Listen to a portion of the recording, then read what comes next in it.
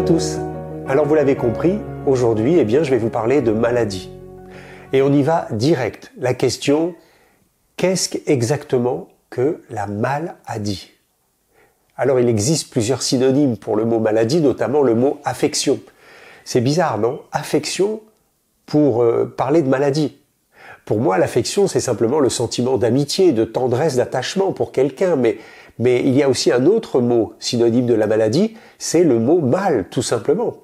Alors ce dernier, n'étant plus guère employé par le corps médical de nos jours, c'est vrai, la médecine va utiliser plutôt des mots savants, des mots compliqués que le patient ne comprend pas toujours. Alors bonjour monsieur ou madame, vous avez un syndrome de Spielmann-Mouffe. C'est pas simple. En fait, seuls les patients utilisent encore le mot mal dans des expressions de tous les jours comme j'ai mal aux dents, j'ai mal au ventre, j'ai mal à la tête ou j'ai un mal-être. Alors, avoir mal signifie surtout pour le malade, en fait, qu'il souffre, que c'est douloureux. Aujourd'hui, la société moderne considère la maladie comme un processus naturel, comme quelque chose de normal, ce qui est une grave erreur pour les anciennes civilisations. La maladie était perçue plutôt comme quelque chose de mal. Ce n'est pas comme cela qu'un homme devrait être. Un être humain ne devrait pas être malade, d'aucune façon d'ailleurs. La maladie veut dire quelque chose va fondamentalement mal. Et on doit être interpellé à ce moment-là. Comprenez que lorsque nous vivons une situation de vie difficile, compliquée, qui va générer des émotions désagréables, on a vu cela dans ma vidéo numéro 4, je vous invite à la revoir si vous avez besoin. La plupart du temps, soit on refoule à l'intérieur de nous ces émotions, sans être véritablement capable de s'en débarrasser, ou alors, on ne sait pas comment les dépasser, on n'arrive pas à se sortir de là, comment nous libérer de ce conflit de vie, et peut-être alors que la solution pour le corps, c'est tout simplement d'en faire un mal-adie. Alors, si la maladie veut dire quelque chose va fondamentalement mal, notre société moderne actuelle a commencé à considérer cela comme normal. On sait tous pourquoi. Il y a une industrie colossale qui se développe sur ce concept, une industrie très importante. On va pas se mentir, c'est la deuxième plus grosse industrie sur la planète. La chimie et tous ses dérivés. Alors, pourquoi un tel succès? Si les vendeurs de chimie sont la deuxième plus grosse industrie de la planète, c'est bien parce que le marché de la maladie est très important. On le voit aujourd'hui avec les milliards que gagnent les laboratoires sur toute la planète et encore plus depuis ces 2 années. Nous vivons dans un monde ultra moderne. La science et la technologie sont censées nous rendre la vie la plus confortable, beaucoup plus simple. Et normalement, nous devrions être tous très heureux. En vérité, cette société moderne nous a rendus plus avides que jamais. Nous voulons plus de technologie, plus d'argent, plus de pouvoir, plus de plaisir. Nous en voulons toujours plus. Tout le monde veut être un peu plus que ce qu'il n'est déjà. Ce processus mental du désir incessant et toujours grandissant induit forcément des excès en tout genre, vous voyez ce que je veux dire. Et donc, des contraintes toujours plus douloureuses à vivre, pour les humains que nous sommes, mais aussi pour nos proches et même pour notre planète. Au final, sommes-nous vraiment plus heureux?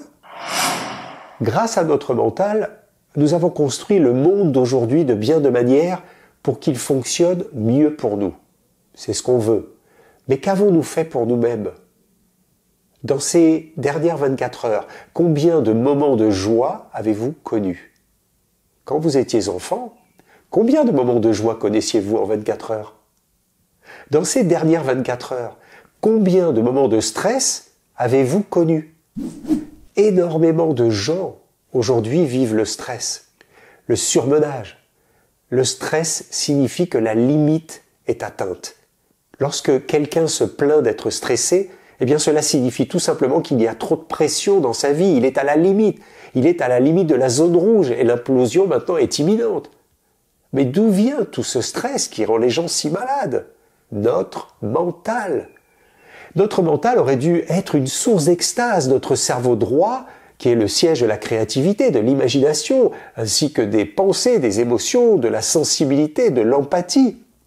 Et le cerveau gauche, qui lui est plutôt, on va dire, le siège de la logique, de la rigueur, plutôt monotâche, il ne traite qu'une seule information à la fois, eh bien, il nous permet de planifier les tâches, d'organiser, de fixer des objectifs. Bref, entre les deux, c'est un parfait équilibre, et nous devrions être heureux. Mais ce mental est devenu une source de problèmes, de soucis, de peur, de malheur, d'anxiété, de tension, trop de pression, et boum, le burn-out. C'est ce qu'on appelle la dépression. Alors, comprenez que la plupart des maladies, au moins 70% d'entre elles, ne sont que la conséquence logique d'une vie désordonnée. Je répète, 70% d'entre elles sont une conséquence logique d'une vie désordonnée, toujours en excès, toujours pressée, toujours dans le futur, à vouloir tout anticiper, tout contrôler, comme si il fallait tout contrôler dans la vie. Encore une fois, la vie ne se passe pas comme vous pensez qu'elle devrait se passer. C'est ça le problème. Le stress ne fait pas partie de nos vies. Il faut cesser de croire cela. C'est juste que nous ne savons pas comment gérer notre mental. Nous ne savons pas comment gérer nos émotions. Nous ne savons pas tout simplement comment gérer notre corps, comment gérer notre énergie vitale. Nous ne savons pas vivre au présent, tout simplement. Nous vivons toujours dans le futur, avec un temps d'avance sur tout.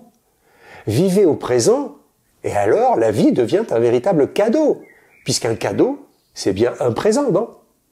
Si nous voulons tout anticiper, tout contrôler dans nos vies, eh bien c'est assurément parce que nous croyons, nous sommes en insécurité en fait.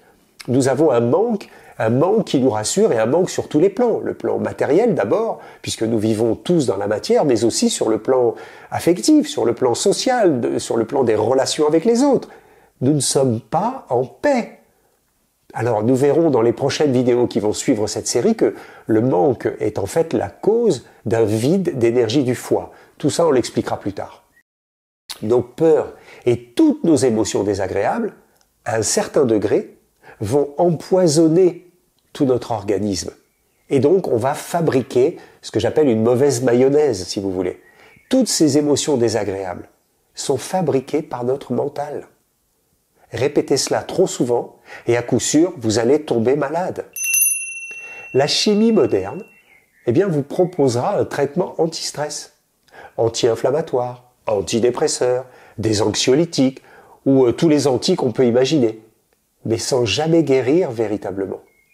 Si vous stoppez la prise des médicaments, que se passe-t-il? Vous replongez aussi sec. Vous n'êtes pas guéri. Alors vous l'aurez compris. Eh bien, la plupart des maladies modernes, en fait, sont fabriquées de l'intérieur. Une majorité importante de nos maladies provient d'un dérèglement de cette chimie intérieure. Ce dérèglement chimique biologique, si vous voulez.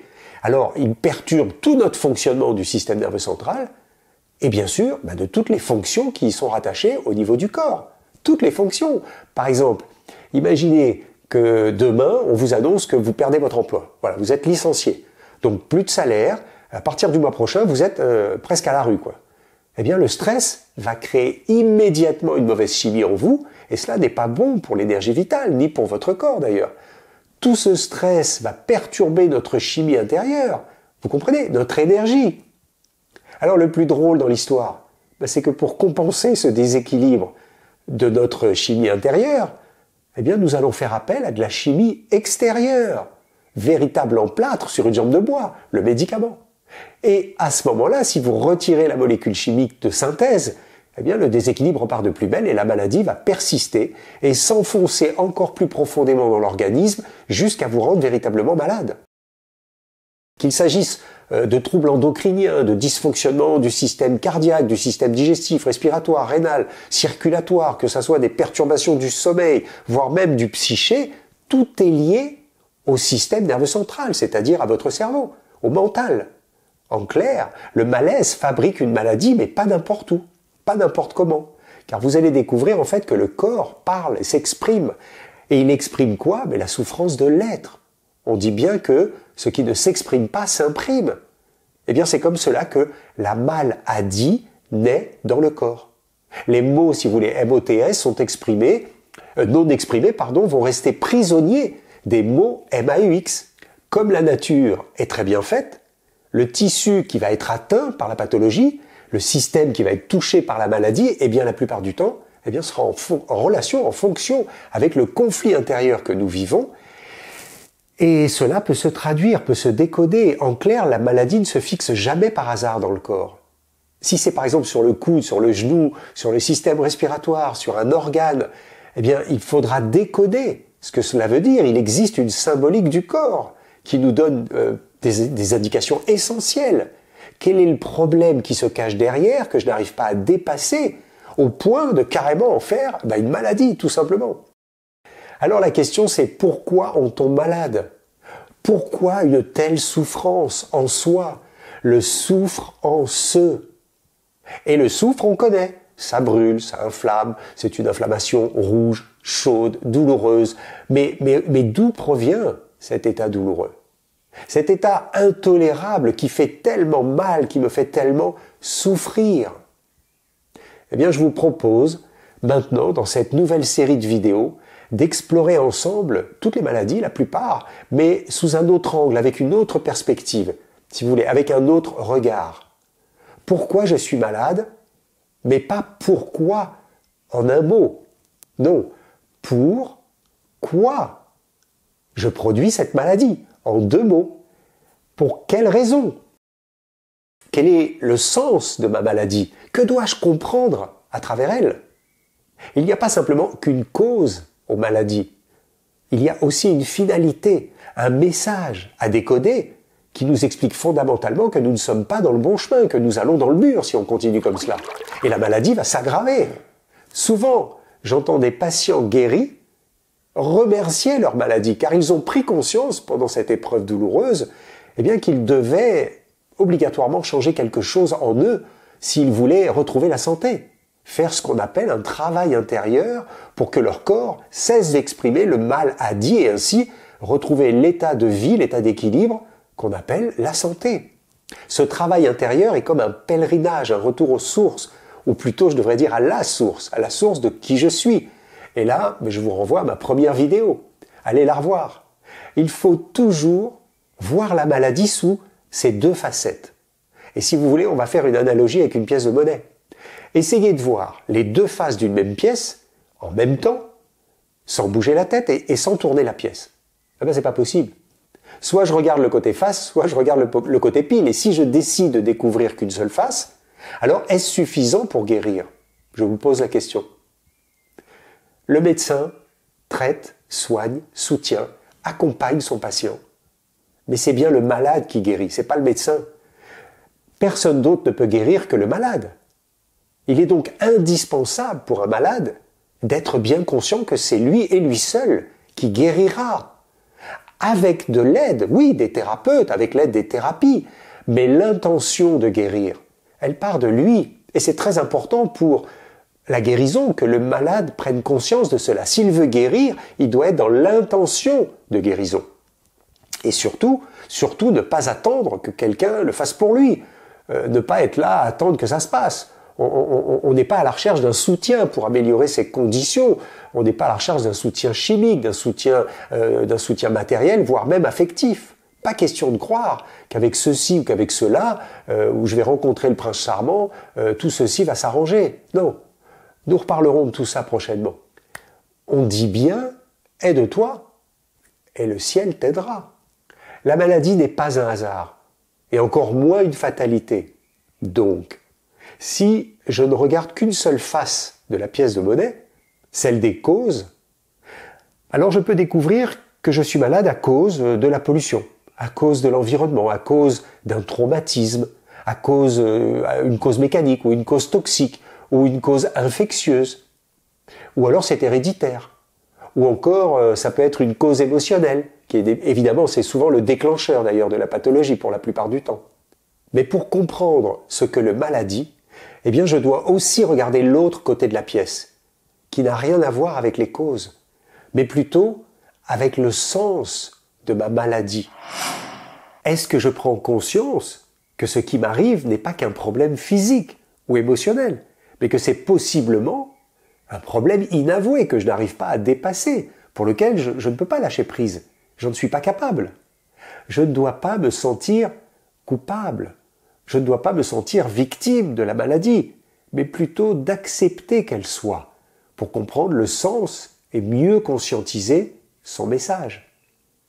Ce qu'elle m'explique à travers les symptômes, c'est ce que je dois modifier en moi pour sortir de cela et guérir, sortir de ma situation inconfortable. Le mot pathologie vient du grec pathos. Pathos qui signifie quoi? Souffrance, affect, douleur, passion. En fait, la pathologie, c'est l'étude de la souffrance. Rappelez-vous la passion du Christ. Alors, si vous ne l'avez pas encore visionné, allez voir ma dernière vidéo, la numéro 7, pour découvrir la souffrance, comment sortir de la souffrance. Je vous expliquais qu'il y avait deux chemins dans la vie. Celui de la conscience et celui de la souffrance. Alors, le plus agréable, bien sûr, c'est celui de la conscience de qui je suis. Mais nous sommes tous des êtres énergétiques, incarnés dans la chair, ce qu'on appelle le corps humain. Alors nous sommes faits à l'image de Dieu, donc j'ai le droit de dire que nous sommes des êtres divins.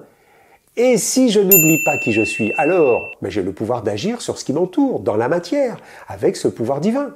Je crée ma vie comme je le souhaite, exactement comme Dieu a créé le monde comme il l'a souhaité. Et donc, le second chemin, beaucoup plus douloureux, lui par contre, c'est celui de la souffrance, celui dans lequel l'humanité tout entière est coincée depuis des siècles.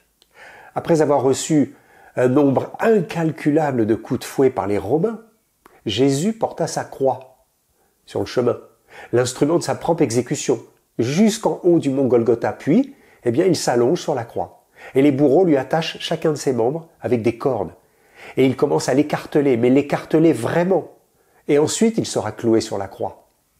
Dans ce terrible état de dislocation, Jésus nous dit en tant que victime pure, il nous dit qu'il suffisait de donner qu'une seule goutte de son sang pour racheter toute l'humanité.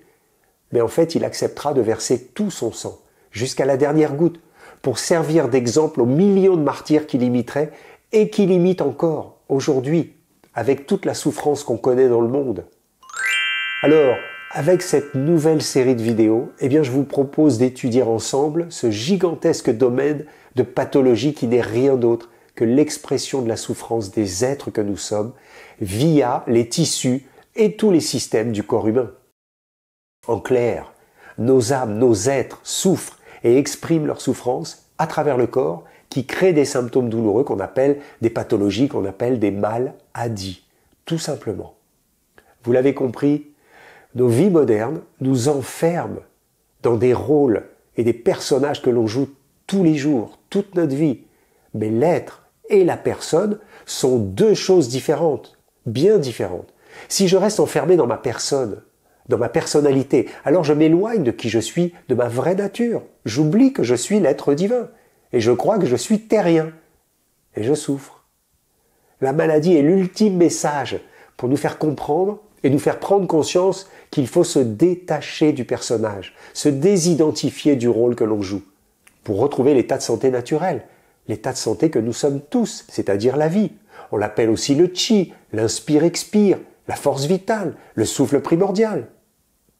Alors, si cela vous intéresse, je vous dis à très bientôt pour décoder ensemble toutes les maladies dites modernes. Nous les aborderons les unes après les autres et croyez-moi, il y a du travail. Mais on y verra plus clair.